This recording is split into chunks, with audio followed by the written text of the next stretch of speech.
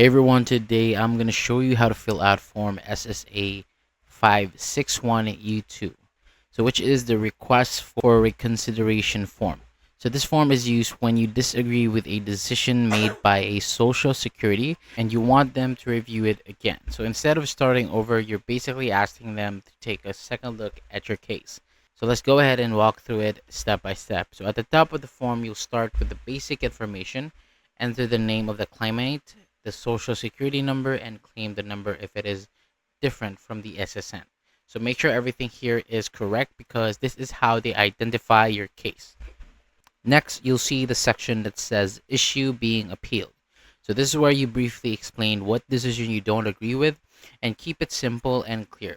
Right below that, there is a space where you write your reasons. Just explain why you think the decision should be changed.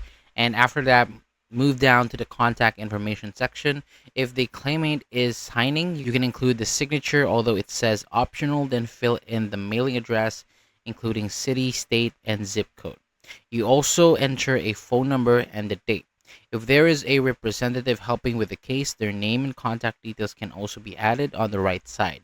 If not, you can leave that part blank. Now, in the middle of the form, you'll see options for how the reconsideration will be handled, especially for SSI or Special Veterans Benefits cases.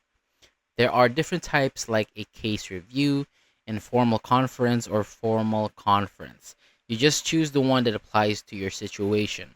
The lower section is labeled to be completed by Social Security Administration, so you don't need to fill that out. That part is for their internal use.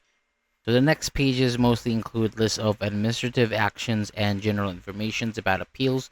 You don't need to write anything there, but it's helpful to read so that you understand what decisions can be appealed and how the process works.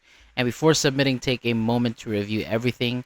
Make sure the information is correct and your explanation is clear. And once that is done, you can send or bring the completed form to your local Social Security office or follow the instructions provided. And that is it. That's how you fill out Form SSA 561U2.